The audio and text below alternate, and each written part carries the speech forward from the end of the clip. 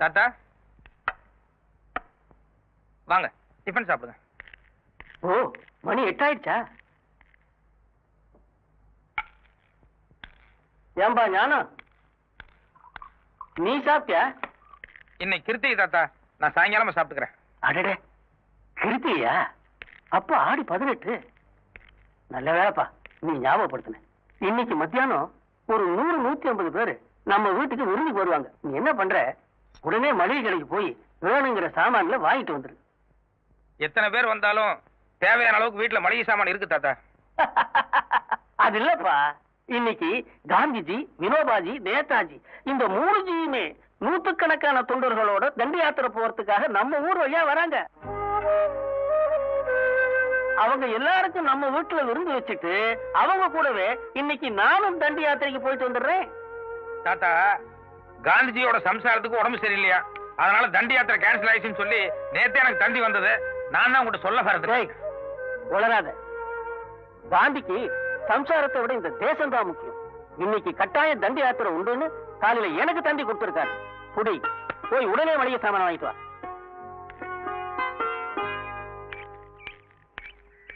வணக்கம் சார். வணக்கம். Printing press போல கார்ட்டூன் ரெடியால சார். நைட்டே ரெடி பண்ணிட்டேன்.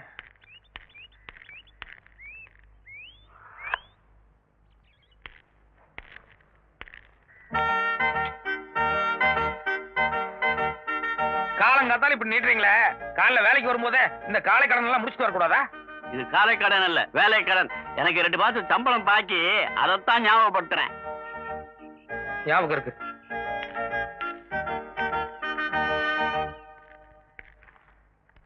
ஸ்ரீதர், இத காலையிலேயே கொடுத்து அனுப்பிச்சிருக்கலாம்ல? காலையிலேயே ஸ்கேனிங் கொடுத்துக்கலாம்ல? தலைக்கு ஒரு சீவக்கா, தாடிக்கு ஒரு சீவக்காயா? எப்படியே நீங்க கவிதை எழுதுவீங்கல்ல, அப்படியே 2ஐயும் சேர்த்து கொடுத்துடலான்னு பார்த்தேன். ஒரு வேலை முடியட்டும் நினைக்க மாட்டீங்களே? சரி சரி, கவிதையை சொல்லுங்க. கனவொன்று கண்டேன் தோளா, ஆ? கனவொன்று கண்டேன் தோளா, அதில் கடன் இல்லாத புதிய பாரதம் மலர கண்டேன் தோளா. ஓ ஆசிரியர் சார், நீங்க தப்பா நினைக்கலன்னா நான் ஒண்ணு சொல்லாமா? நான் எப்பவுமே அடுத்தவங்க அபிப்பிராயத்துக்கு செவிசாய்க்கிறவன். சொல்லுங்க. உண்மை, உழைப்பு, உயர்வு இது உங்க கொள்கையா இருக்கலாம், உயர்ந்த தத்துவமாவும் இருக்கலாம். ஆனா இளமை, இனிமை, புதுமை அதுதான் இந்த காலத்துக்கு ஒத்து வரும். என்ன மாதிரி இளைஞர்களுக்கும் பொருந்தும். இத பாருங்க, உங்களை மாதிரி கிசு கிசு படிக்கிற ஆட்களுக்காக நான் பத்திரிக்கை நடத்தல. நாட்டு நலன்ல யாருக்கு அக்கறை இருக்கோ அவங்க என் பத்திரிக்கை படிச்சா போதும். இன்னைக்கு வேணா நம்ம பத்திரிக்கையினுடைய சர்க்குலேஷன் குறைச்சலா இருக்கலாம், ஆனா எதிர்காலத்துல ஞானப்பழத்தினுடைய வளர்ச்சி இருக்க இப்ப உங்களால புரிஞ்சுக்க முடியாது. குட். என்னங்க, போன வார பத்திரிக்கை இந்த வார பத்திரிக்கை ரெண்டும் கொடுத்துட்டு வாங்க. இந்தாப்பா. என்னமோ சொன்னீங்களே யார் படிக்க போறாங்கன்னு, பாத்தீங்கல்ல? காலங்காத்தால தாய் குலமே நம்ம பத்திரிகையை தேடி வாங்கி படிக்கிறாங்க. ரொம்ப புலகாகிதான் அடையாதீங்க. இந்த ஏரியாவில் இருக்கிற தாய் குலங்கள் எல்லாம் தினம் நம்ம பத்திரிகை தான் வாங்கிட்டு இருக்காங்க. அதை என்ன பண்றாங்கிறத கொஞ்சம் ஜன்னல் வழியா எட்டி பாருங்க.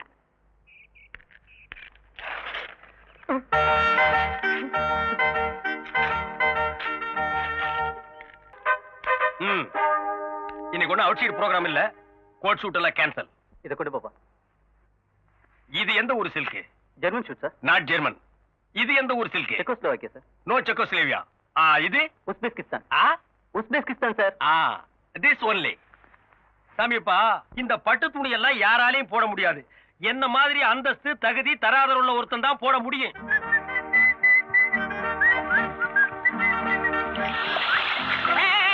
அறிவிருக்கா?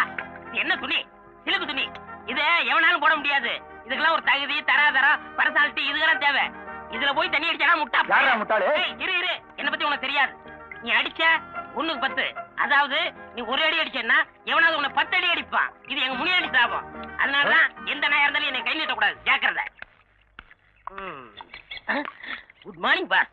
சாரி பாஸ், வீட்டுல ஒரு ஃபங்க்ஷன், அதான் லேட் ஆச்சு பாஸ். கடைசி என்ன சொன்ன? லேட் ஆச்சு. அதுக்கப்புறம் லேட் ஆச்சு பாஸ். நான் பாஸ், நீயே? நான் உங்க டிரைவர். இது என்ன துணி? இது சில்க் துணி பாஸ். நீ போட்டிருக்கிறது என்ன துணி? இது சில்க். நான் பாஸ், சில்க் போட்டிருக்கேன். நீ யாரு? டிரைவர். இன்னொருக்கா சொல்லு. ஓட்டுநர். நீ சில்க் போடலாமா? பாஸ், நீங்களுக்கு காக்காயி ஒண்ணாக முடியுமா? நீயும் அதுவும் வேணும் ஒண்ணாகலாம். அதுக்கு இல்ல பாஸ், எதையே திங்க் பண்ணி பார்க்கணும். பொண்ணுலயே 24 கேரட் இருக்கு, காக்கா பொண்ணு இருக்கு. நீங்க போட்டுக்கிறது 24 கேரட். நான் காக்கா. இந்த காக்கா குருவி அதெல்லாம் விடுறா. பாக்குறவங்க கண்ணுக்கு 2 சிலுக்காத்தானே தெரியும். பாஸ், என் பெரிய தங்கச்சி நிச்சயதார்த்தம். பழைய கடையில போய் ஏலத்துக்கு எடுத்து என் வாழ்க்கையிலேயே இப்பதான் சிலுக்கு போடுறேன். போட்டுட்டல்லடா. பாஸ் பாஸ், ஏன் சொல்றீங்க? இன்னைக்கு 2ல ஒரு முடிவு தரணும். ஒண்ணு நீ போடு சிலுக்கு, இல்ல நான் போடுறேன். பாஸ் பாஸ், நீங்க போடுங்க, நீங்க போடுங்க. நான் கழட்டிடுறேன். கழட்டு கழட்டு. அவர்ற வேட்டிய இந்த புடி. என்னது? புடுறா. இனிமே உன் வாழ்க்கையில என்கிட்ட டிரைவரா இருக்க வரைக்கும் சிலுக்கு மட்டுமல்ல, சட்டையே போடக்கூடாது. பார்த்தவேடா.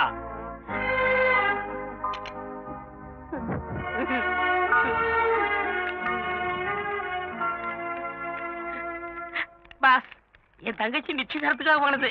அதை கொளுத்தி என் சென்டிமெண்டே ஃபைல் பண்ணிட்டீங்களே. குணச்சித்திர கேரக்டரா? இங்க பார், இந்த தங்கச்சி சென்டிமெண்ட் என்ன டச் கூட பண்ணாது. என் தங்கச்சி கூட தான் நிச்சயார்த்தம் பண்ணிருக்கேன். மாப்பிள்ளை யார் தெரியுமா? நேபாள் இளவரசர். இந்த கல்யாணத்துக்கு அப்புறம் நான் கூட ஒரு மகாராஜாடா.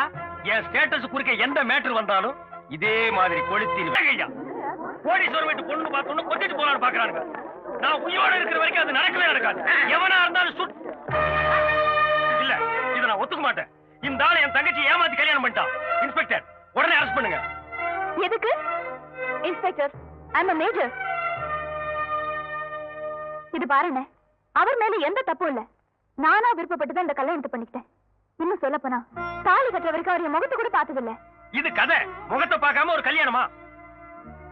என்னங்க, ஒரு நிமிஷம் இப்படி வரீங்களா? என்னங்க வர்றீங்களா? இத பாருங்க, நம்ம ஆசைப்படுறதுக்கும் நடைமுறை வாழ்க்கைக்கும் நிறைய வித்தியாசம் இருக்கு. கல்யாணத்துல வேணா நான் அவசரப்பட்டிருக்கலாம். ஆனா யார கல்யாணம் பண்ணணுங்கிறது நான் நிதானமா எடுத்த முடிவு. இல்ல, 5 பவுன் கூட போட முடியாத ஒரு ஏழை பொண்ணுன்னு நினைச்சுதான் உங்க கழுத்துல நான் தாலி கட்டினேன். செல்வ செழிப்போட வாழ்ந்த உங்களால என்னோட சூழ்நிலையில நிச்சயமா சந்தோஷமா இருக்க முடியாது. என்ன தவிர என் வீட்ல இருந்து நான் வேற எதையுமே எடுத்துட்டு வர போறது இல்ல. இப்ப சொன்னீங்களே ஏழை பொண்ணுன்னு, அவளாவே நான் வாழ்ந்து காட்டுறேன். நடங்க. அண்ணா, நான் என் புருஷன் வீட்டுக்கு போறேன். இப்ப உனக்கு கோவம் இருந்தாலும் என்ன பார்க்காம உன்னால இருக்க முடியாதுன்னு தெரியும். உனக்கு பார்க்கணும்னு தோணுச்சுன்னா அங்க வந்து பாரு. நீங்க ராஜாவாகிறது இப்படி கனவாயி போச்ச பாஸ். விசாரிச்சு பார்த்தேன். உன் மச்சான் ஞானப்பழ பத்திரிக்கை ஆசிரியரா. அவருக்குன்னு சொந்தமா இருக்கிறது அந்த சைக்கிள் ஒண்ணுதானா? அதுக்கு ஏன் தங்கச்சி மாப்பிள்ள பரவாயில்ல, ஸ்கூட்டர் வச்சிருக்காரு. என்ன உனக்கு இந்த டிரைவர் வேலை வேணும்னு நினைக்கிறியா, வேண்டாம்னு நினைக்கிறியா? வேணும் முதலாளி. அப்படின்னா நாளைக்கு இருந்து உன் தங்கச்சி பொறுத்த சைக்கிள் கூட போக கூடாது, நடந்துதான்டா போகணும். முதலாளி, வணக்கம். வணக்கம் சார். வாங்க, சார் வாங்க. வணக்கம். வணக்கம் சார். வணக்கம் சார். வணக்கம் சார். வணக்கம் சார். வணக்கம். ஆர்த்தி, இவங்க எல்லாரும் நம்ம ஏரியா பசங்க. பாவம், டியூஷன் படிக்கிற அளவுக்கு இவங்களுக்கெல்லாம் வசதி இல்ல. அதனால டெய்லி 8 to 9 நான் தான் இவங்களுக்கெல்லாம் டியூஷன் எடுக்கிறேன். எங்க 1ஆம் கிளாஸ் பசங்க எல்லாம் நான் சொல்றத அப்படியே திருப்பி சொல்லுங்க. அதோ பாரு, அதோ பாரு காரு. அதோ பாரு, அதோ பாரு காரு. காருக்குள்ள காருக்குள்ள யாரு? காருக்குள்ள யாரு? நம்ம நாட்டு நம்ம நாட்டு நேரு. சுதந்திர தாகம் நல்லா படிக்க, நல்லா படிக்க. பொறுத்ததில்லையே. என்ன தாத்தா இது? இங்க வந்து இப்படி படுத்துருக்கீங்க? சட்டை இருப்படாதுல்ல.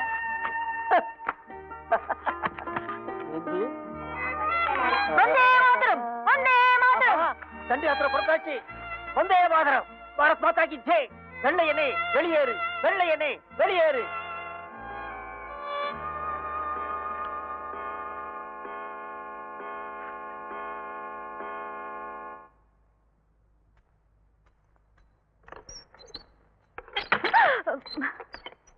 ஆசிரியர் சார், புறப்படலாமா?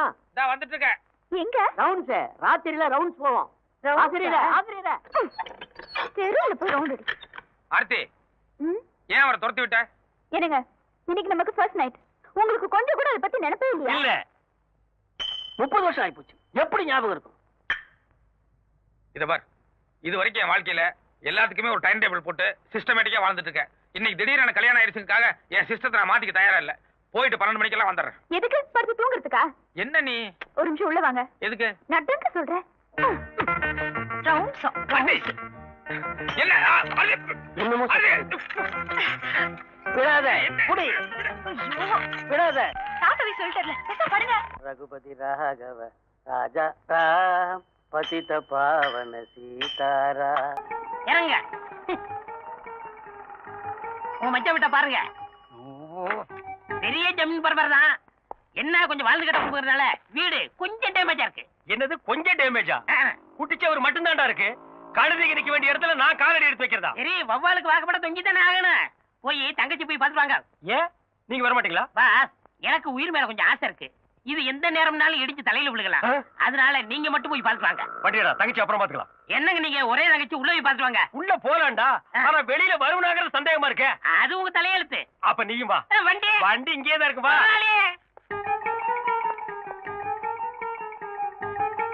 யார் சாதிங்க? நீ யாரா? இந்த பத்திரிகையில வேலை பாக்குறேன். இது பெரிய இந்தியன் எக்ஸ்பிரஸ் பத்திரிக்கை. இந்தியா பூரா டெலிவரி ஆகுது. இதுக்கு ஒரு ஆபீஸ், 9 அடி இடத்துல ஒரு வாட்ச்மேன். கையறா. ஏங்க மச்சான உள்ள போய் பார்த்து வாங்க. டேய் மச்சாங்க சேனா அப்பிடுவேன். நான் என் தங்கச்சி தான் பார்க்க வந்தேன். அந்த ஆள் வேணா நீ போய் பாரு, போடா.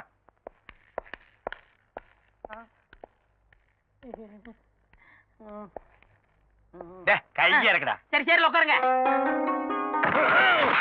இதுக்கு நான் கீழே உட்கார்ந்துக்கலாம் மேடம். அண்ணே ஆசி எப்படி இருக்கீங்க? நல்லா இருக்கு. இப்போ வந்தீங்க. இப்பதான் வந்தேன். என்னால நம்பவே முடியல. என்னாலையும் தான் நம்பவே முடியல. ஆயம்மா ஆபீஸ்க்கு போய் அவர்கிட்ட மச்சான் வந்திருக்கான்னு சொல்லி அவர் சீக்கிரமா கூட்டு வாங்க. சரி பாப்பா. அண்ணே என்னம்மா? 1000 தான் நீங்க அந்தஸ்து பாக்குறவரா இருந்தா என்ன பாக்கணும்னு வீடு தேடி வந்திருக்கீங்க பாருங்க. இதுதான் தங்கச்சி பாசம். இப்பதான் ஒரு கல்லு விழுந்திருக்கு. அம்மா, நீ பாசத்தை காட்டு, நான் வேண்டான்னு சொல்ல. அடிக்காம காடி. ஐயோ இது எங்க அண்ணன். அண்ணியே இல்ல எங்க அண்ணன். அண்ணியே. அதான் அவங்க அண்ணன் சொல்றாங்கல்ல, நடங்க. அப்ப ஜெய்கின் சொல்ல சொல்லு. ஜெய்கிந்தா சொல்லு. சொல்லிருங்க முதலாளி. காலையில ஒரு தடவை என்ன கடிச்சு வச்சுட்டாரு. என்னது கடிச்சு வச்சுட்டாரா? சொல்லு. ஜெய்கிந்த் கேட்கல. லண்டன்ல இருக்கிற வெள்ளைக்காரனு கேட்கணும். சொல்லு. லண்டனுக்கு எல்லாம் ட்ரங்கால் போட்டு தான் சொல்லு. சொல்லுங்க. ஹலோ ஜெய்கிந்த். நடங்க நடங்க. வந்தே மாதரம். போங்க. வந்தே. யாருமா இந்த ஆளு? அவரோட தாத்தா. அவர் சுதந்திர போராட்ட தியாகி. அப்ப மென்டல் ஆனவரம். அப்படியே செட்டில் ஆயிட்டாராக்கும். அம்மா, ஆசிரியரோட லெட்டர் பேட் உள்ள இருக்கான். அதை கொஞ்சம் எடுத்து கொடுங்க. அண்ணே ஒரு நிமிஷம். ஏய், இங்க என்ன வேலை செய்யற? ஆ? இதுல இது வேறயா? என்ன வேலை செய்யற? உதவி ஆசிரியர், ஸ்டெனோ, பிஏ, இங்க எல்லாமே நான் தான். சுருக்கமா சொல்லணும்னா இந்த ஞான பழத்துக்கு நான் தான் ஒரு பெரிய தூண். நீ ஒரு தூண் பத்தாது, இந்த மாளிகைக்கு பல ஆயிரம் தூண் வேணும். உனக்கு எவ்வளவு சம்பளம்? 3 வேளை சோறு, 1 வேளை மூக்கு பொடி. மூக்குவா எல்லாம் ஒண்ணும் தெரியலையே. இதுல பொடிய வாங்கி எதுல விடுவ? அரசே, நீ பேசுற. அவரை சீக்கிரமா வர சொல்லுங்க. சரிங்க. அப்புறம் என்ன, நல்லா இருக்கீங்களா? நான் நல்லா தான் இருக்கேன். ஐயோ, நான் ஒருத்தி தொண பேசிக்கிட்டேன். கொஞ்சம் இருங்க, உங்களுக்கு குடிக்க ஏதாவது எடுத்துட்டு வரேன். குடிக்கிறதுக்கு ஏதாவது உள்ள இருக்கா? என்ன ஜோக் அடிக்கிறீங்க? கஞ்சியோ கூட கொடுப்பாங்க. மனம் கூடாம கடகடன்னு அடிச்சிருங்க. இல்லன்னா தங்கச்சி இதையும் தாங்காது. அத குடிச்சா ஏன் உயிர் தாங்காதுடா. அம்மா, எதையும் கொண்டு வந்து நான் குடிச்சிட்டேன். வாங்க. இப்பதான் வந்தீங்களா? அது பத்திரிக்கையில கொஞ்சம் பிஸியா இருந்தேன். அதான் நீங்க வந்தது கவனிக்கல.